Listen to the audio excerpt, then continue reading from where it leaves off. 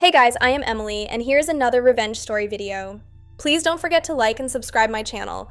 Enjoy the story, and let's get right into it. I never told my daughter what I kept inside safety deposit box 247. I opened it 2 years ago, a few months after she married my husband's assistant. On paper, he looked perfect.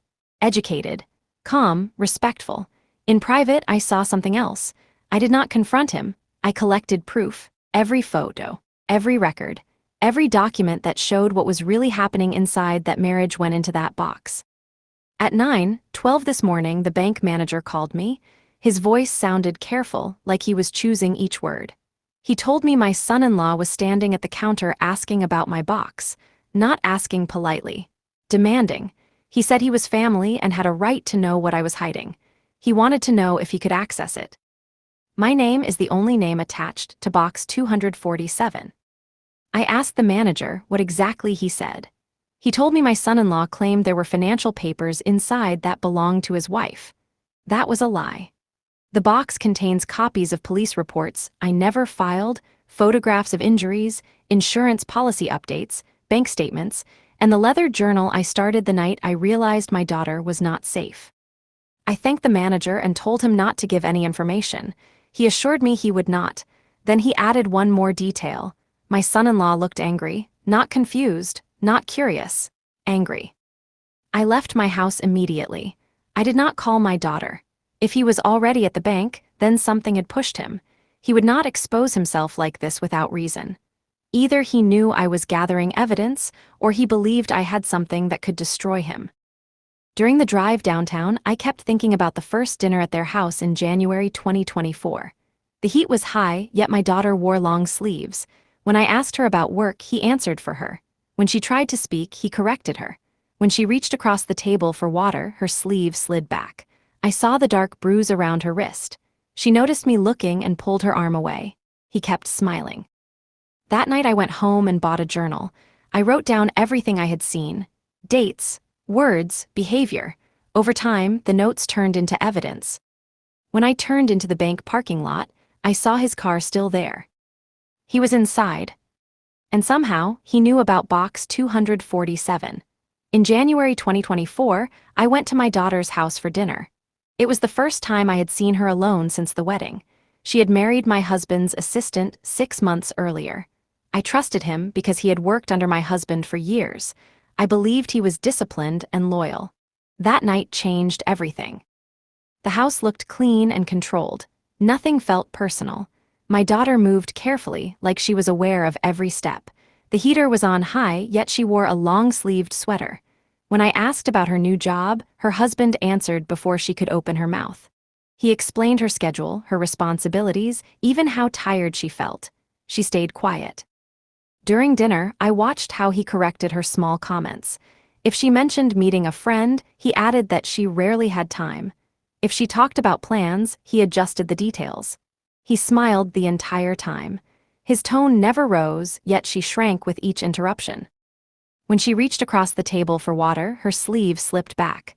I saw a dark bruise around her wrist. It was shaped like fingers. She noticed me looking and quickly pulled her arm down. Her husband kept eating, calm and steady. Later, while clearing plates in the kitchen, I stood close enough to see faint marks near her collarbone. She avoided eye contact. Her movements were tight, controlled. I asked if everything was fine.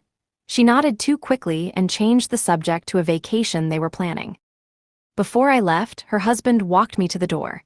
He thanked me for coming and spoke about future family investments. He mentioned joint accounts and long-term security. His eyes stayed fixed on me while he talked. It felt less like a conversation and more like a warning. On the drive home, I replayed the evening in my mind. The bruises, the silence, the way he managed every word. It was not loud violence, it was quiet control. That night, I went to a bookstore and bought a leather journal. I wrote down the date and every detail I could remember. I promised myself I would record everything from that moment forward. I did not know then how much those pages would matter. After that dinner, I began to watch carefully. I kept the leather journal beside my bed and wrote in it every night. I recorded dates, times, and small details that others would ignore. I described changes in my daughter's voice during phone calls. I noted how often her husband answered her phone instead of her. I wrote down every bruise I saw and where it was placed. Within weeks, patterns started forming. My daughter stopped visiting alone. When she called, conversations were short. If I asked about work or friends, she hesitated before speaking. Many times, her husband's voice echoed in the background, guiding her answers. Her independence was fading. I began saving text messages, late replies that did not sound like her, short responses with no emotion, perfect grammar, but no warmth. She used to send long messages filled with small details about her day. Now every message felt filtered and controlled. In March, she canceled a family lunch at the last minute. The reasons sounded rehearsed. A week later, I drove by her house without warning. Her car was in the driveway, but she did not answer the door. When she finally returned my call hours later, her voice was soft and distant. She explained that she had been resting. Something in her tone told me that was not true. I also began checking financial records. My daughter had access to a trust fund set up years ago. Suddenly, small withdrawals started appearing. Transfers to joint accounts. Credit lines opened under both their names. Her husband handled the paperwork. Each entry in the journal grew longer. I did not accuse, I did not confront. I gathered facts. I printed bank statements and made copies. I kept them in a locked drawer until I felt it was safer to move them. One night in April, I received a text from her number at nearly midnight. It said she was fine and did not want visits for a while. The wording felt cold and formal. It did not match her style. I stared at the screen and understood something clearly. He was monitoring her communication. That was the moment I realized this was no longer suspicion. It was control, and control always leads to something worse. The next morning, I began preparing for that possibility. In April, I received another message from my daughter's phone late at night. It arrived at 12:37 a.m. The text was short and direct. It told me not to interfere in her marriage and not to visit without notice. The tone was cold. The grammar was exact. My daughter never wrote like that. I read it 3 times. The message used formal words she never used with me. There were no small details, no warmth, no emotion.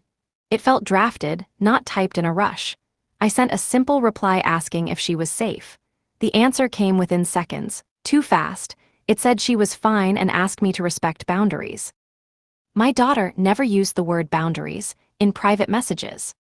I did not respond again. Instead, I saved screenshots and printed copies. I added them to my journal.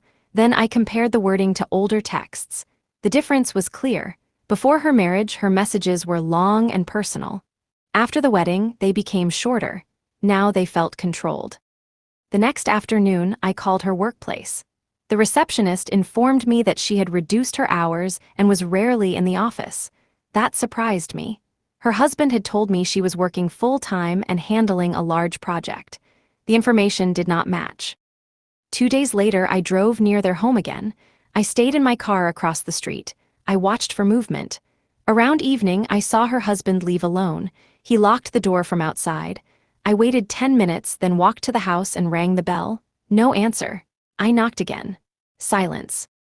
When I returned to my car, I understood something important. He controlled when she left the house. That night, I called her best friend, Ashley. I had avoided involving anyone else, but I needed confirmation. Ashley told me she had not seen my daughter in months. Her calls were ignored. Her messages were blocked. Ashley once visited unexpectedly and was told my daughter was unavailable. The isolation was intentional. I ended the call and opened my journal. The evidence was growing: emotional control, financial control, physical signs of force, isolation from friends, restricted movement. This was no longer a troubled marriage. It was a system. And systems are planned. I closed the journal and realized something else. If he was bold enough to answer her phone, block her friends, and change her finances, then he believed no one could stop him. That belief would make him careless. And I intended to wait for that mistake. In May, my daughter came to my house alone for the first time in months. Her husband was out of town for what he called a work conference. She arrived without warning. When I opened the door, I saw exhaustion on her face. She looked thinner. Her eyes avoided direct contact. I invited her inside and closed the curtains. She walked slowly, like her body hurt. When she removed her jacket, I saw faint yellow marks along her upper arm, older bruises fading. On her wrist, there was a fresh dark mark shaped like fingers. I did not question her directly. I offered tea and let her sit. After a few minutes, she spoke about stress. She mentioned arguments about money. She explained that her husband managed their accounts and made most financial decisions. Her tone was careful. It felt rehearsed. While she was in the bathroom, I quietly placed my phone on the counter and set it to camera mode. When she returned, I gently suggested that she change into more comfortable clothes. She hesitated, then agreed. As she adjusted her sleeve, I saw another bruise near her ribs. I took a clear photo without making noise. During lunch, she mentioned that her trust fund was being reorganized for better returns. That surprised me. I had structured that trust carefully years ago. No major changes were needed. When I asked who advised her on this, she said her husband had contacts who handled investments. After eating, she checked her phone repeatedly. Her body stiffened each time it vibrated. She finally stood and said she needed to leave before traffic became heavy. The conference was ending early. As she walked toward the door, I noticed something else. She carried no purse. I asked about it. She said her husband preferred keeping financial cards in a shared wallet for organization. Control of money, control of movement, control of communication. When she drove away, I reviewed the photos immediately. The marks were clear. I printed copies and added them to the journal. Then I checked public records connected to her trust. Within minutes, I saw new signatures authorizing fund transfers. The signatures did not look natural. They looked forced. That evening, I searched for the conference her husband claimed to attend. The company hosting it had no record of his name on the attendee list. He had lied about leaving town, which meant he had allowed her visit for a reason. And I needed to understand why. After my daughter left, I focused on the lie. Her husband claimed he was at a work conference in another state. I checked the event website again. His name was not listed. I called the hotel where the conference was held and asked if he had a reservation. There was none. That meant he was not out of town. He had allowed her to visit me while he stayed nearby. I reviewed the bank transfers connected to her trust fund. Large amounts were moved into joint accounts over the last 3 months. The authorization forms carried her signature, but the handwriting looked uneven. I compared them to older documents from before her marriage. The difference was obvious. The pressure marks were heavier. The curves were forced. The next morning, I contacted a financial advisor I trusted. I asked him to quietly check whether any new insurance policies had been opened under my daughter's name. By afternoon, he called back. A life insurance policy had been updated 2 weeks earlier. The coverage amount had increased to $2.5 million. Her husband was listed as the sole beneficiary. I sat in silence after hearing that number. A high-value policy, recent financial transfers, isolation from friends, visible injuries, and a false travel claim. The pieces were no longer random. That evening, I drove past their house again. His car was parked in the driveway. Lights were on inside. I did not approach. I watched from a distance. An hour later, a second vehicle arrived. A man stepped out carrying a large folder. He entered the house and stayed for nearly 40 minutes. When he left, he looked around carefully before getting into his car. I wrote down the license plate number. The next day, I searched public business records. The plate was registered to a legal consultant who specialized in estate planning and high-value insurance claims. My daughter did not know about that meeting. I understood something clearly. Her husband was preparing documents. He was moving money. He was increasing insurance coverage. He was isolating her. This was not random abuse. This was preparation. And if I was correct, then there was a deadline I had not yet discovered. I opened my journal and wrote a single line. He is planning something permanent. After discovering the insurance increase, I knew I needed professional help. I could not confront my son-in-law without proof strong enough to stand in court. I contacted Christine, my closest friend.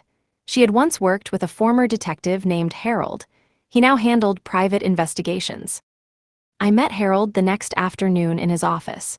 I brought copies of bank transfers, insurance documents, and photos of bruises.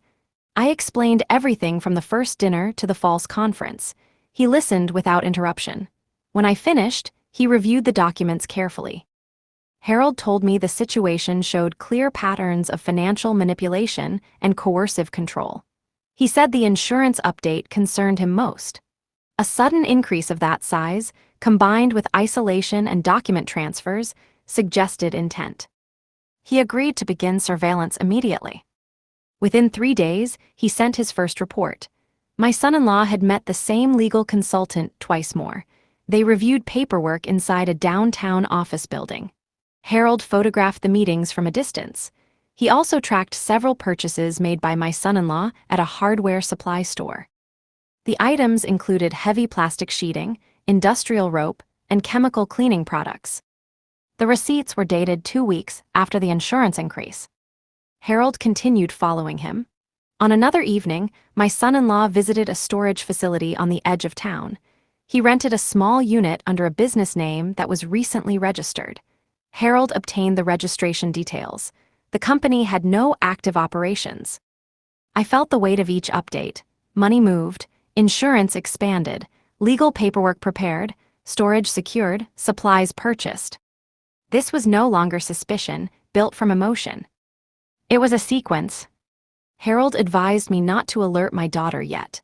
If her husband sensed pressure, he might act sooner. Instead, we needed more evidence connecting the financial activity to physical harm. 2 days later, Harold delivered a short message that changed everything. He had followed my son-in-law to a remote wooded area outside the city. He did not stay long, but he measured something before leaving.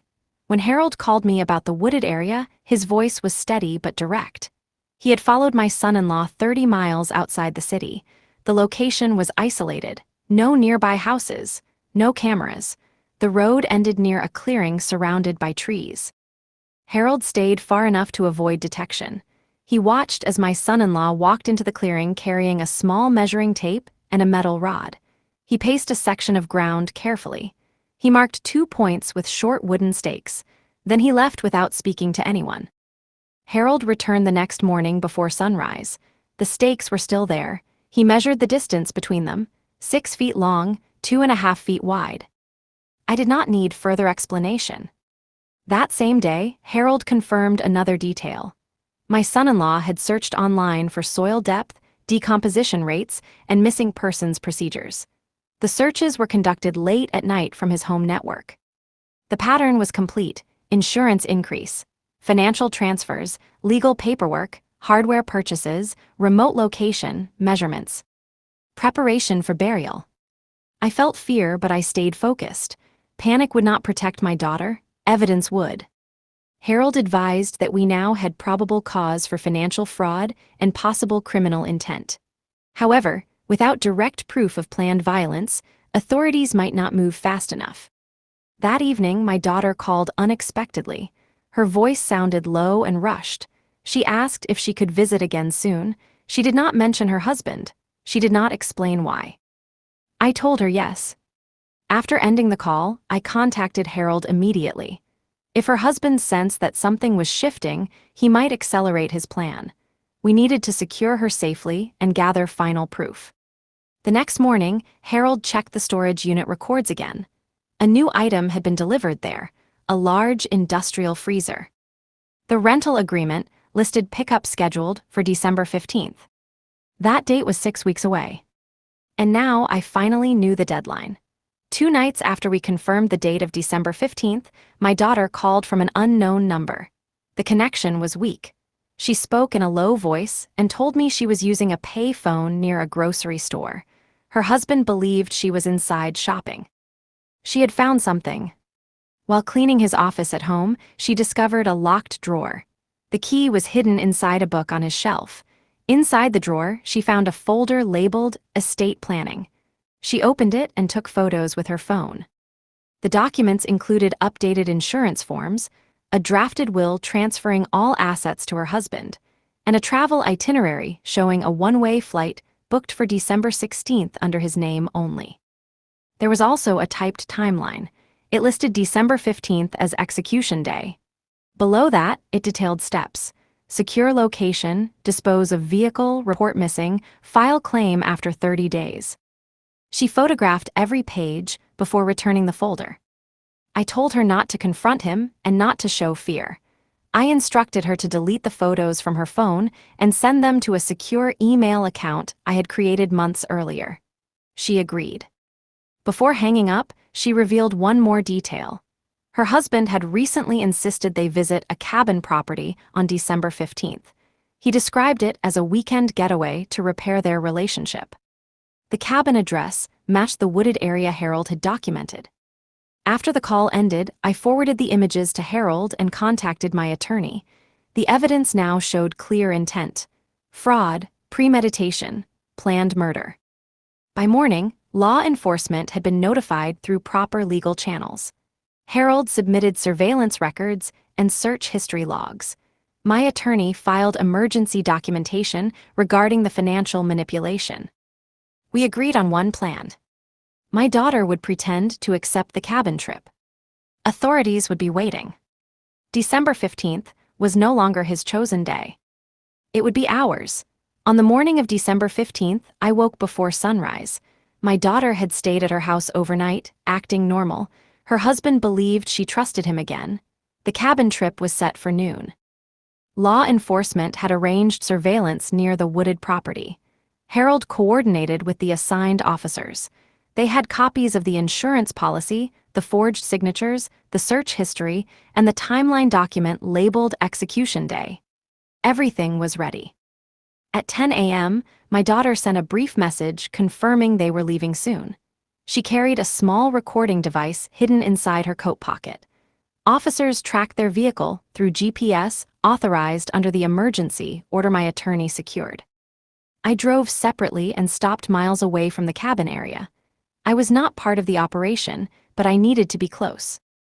At 12:14 p.m., their vehicle reached the dirt road leading to the clearing.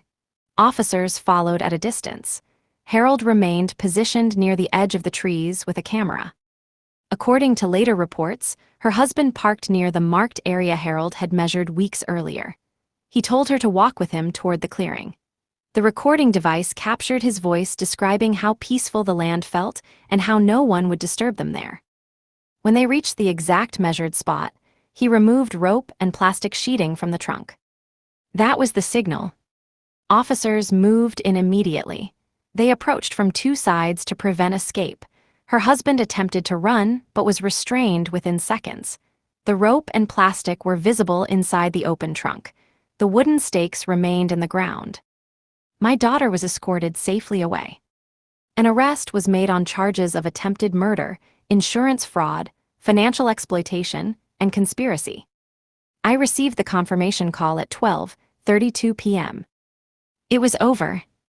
Or so I believed.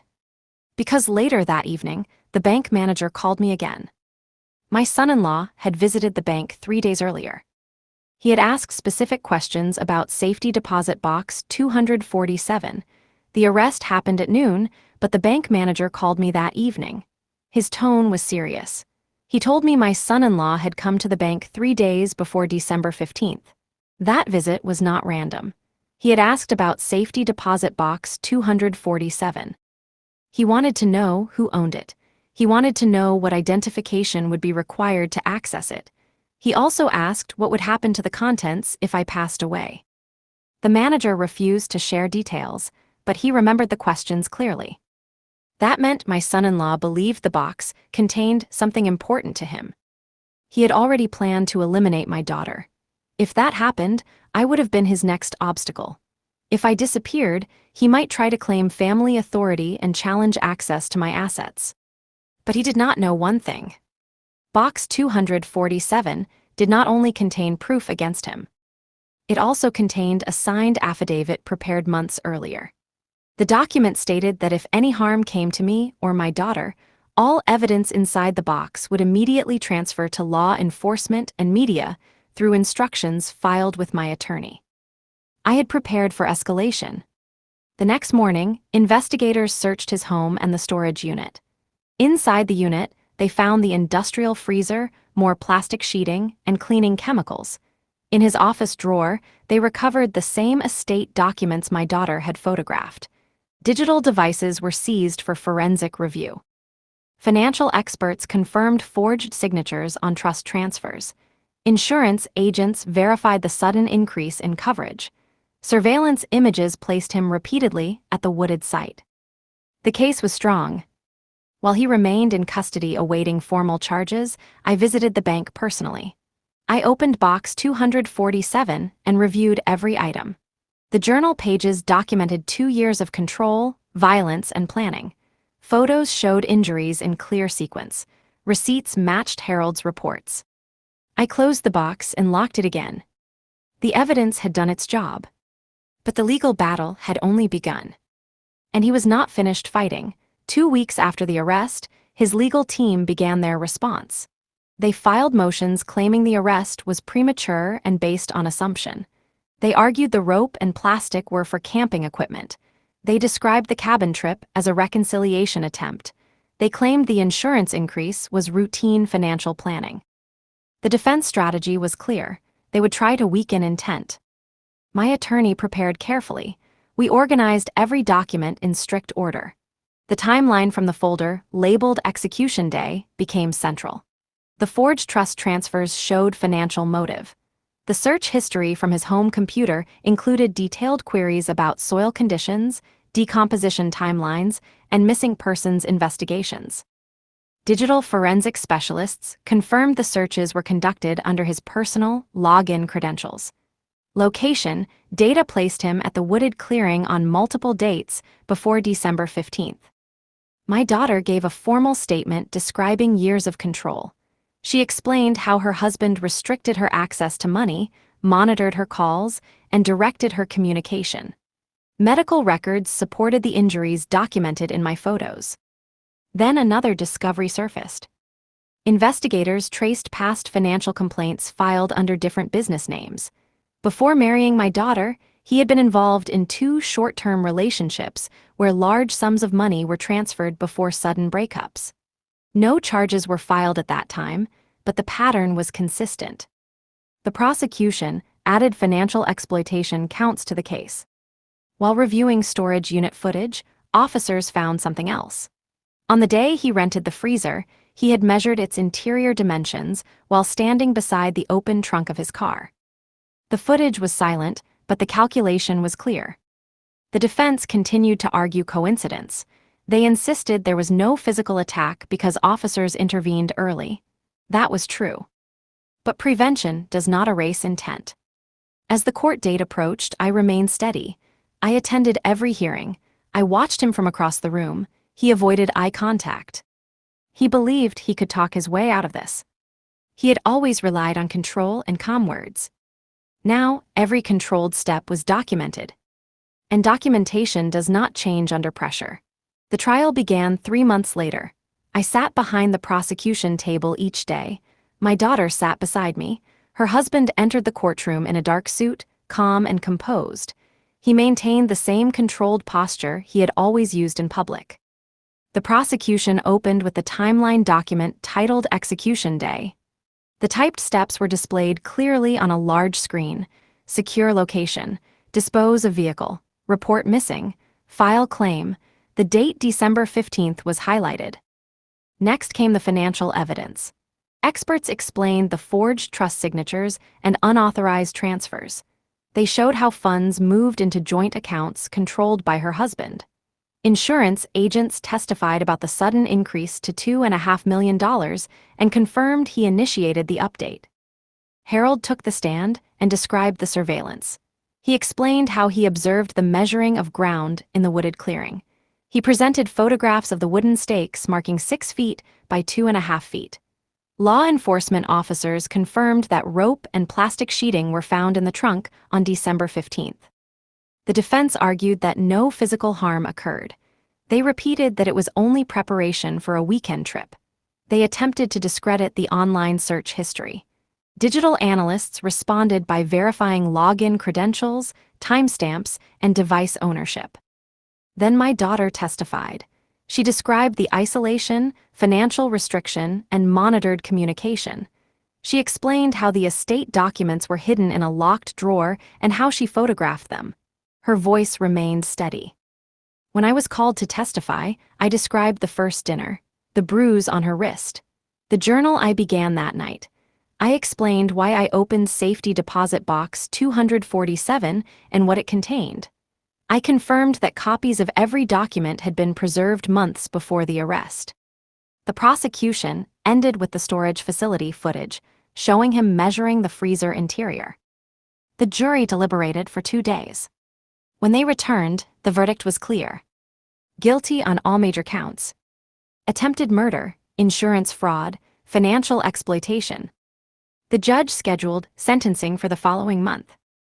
As he was escorted out of the courtroom, he finally looked at me. His calm expression was gone. But the story was not finished yet. 1 week before sentencing, I received a letter forwarded from the county jail. It was addressed to my daughter but sent to my home. The handwriting was his. The envelope had no return emotion, only his inmate number. Inside, the message was short. He claimed the trial was unfair. He warned that assets were hidden beyond what investigators found. He implied that certain documents had not yet been discovered. At the end, he wrote that unfinished matters would surface soon. I did not show fear. I delivered the letter directly to my attorney and the lead prosecutor. They reviewed it carefully. The tone suggested possible undisclosed financial accounts. Investigators reopened the digital audit of his devices. Within days, forensic analysts discovered encrypted files linked to an offshore account. The account held funds transferred months before his arrest. The source of those funds traced back to my daughter's trust. The prosecution immediately filed additional financial seizure motions. The court approved emergency action to freeze the offshore account. During sentencing week, another development emerged. A second storage locker, rented under a different business name, was located in a neighboring county. Inside, officers found backup copies of forged documents and a prepaid passport application. He had prepared multiple escape routes. At sentencing, the judge reviewed the new findings. The pattern of planning extended beyond a single event. It showed layered preparation, financial concealment, and intent to flee. The judge imposed a long prison term without early release eligibility. As he was escorted away again, there were no warnings this time. No calm posture, no controlled expression. After the hearing, my daughter and I walked outside together. The air felt different. The legal case was closed. But I still had one final task. I needed to empty safety deposit box 247. Because I no longer needed to hide anything. The morning after sentencing, I went to the bank alone. I signed the access form and followed the manager into the vault. The metal door closed behind me. Safety deposit box 247 was placed on the small table in the private room. For 2 years, that box held every piece of protection I could gather. I unlocked it slowly. Inside were the journal, printed bank statements, insurance documents, photographs of injuries, surveillance reports from Harold, copies of the execution day timeline, and the affidavit instructing automatic release of evidence if harm came to me or my daughter. Each item had once represented fear. Now they represented survival. I removed the journal first. The first entry described the dinner in January 2024 and the bruise on my daughter's wrist. The final entry described the arrest at the clearing. The pages showed a full progression from suspicion to proof. I placed the documents into organized folders. The originals had already been entered into court record. These were my secured backups. I no longer needed to hide them in a vault. Before closing the box, I found one envelope I had almost forgotten. It contained a certified copy of my updated will. Months earlier, I had revised it. If anything happened to me, my assets would bypass my daughter's husband entirely and transfer into a protected trust managed by independent trustees. He had planned carefully. But I had planned too. I locked the empty box and handed it back to the manager. I signed the termination form. Box 247 was officially closed. When I stepped outside the bank, my daughter was waiting in the car. She no longer looked over her shoulder. She no longer checked her phone every minute. The evidence was public record now. The hidden plans were exposed. The offshore account was frozen.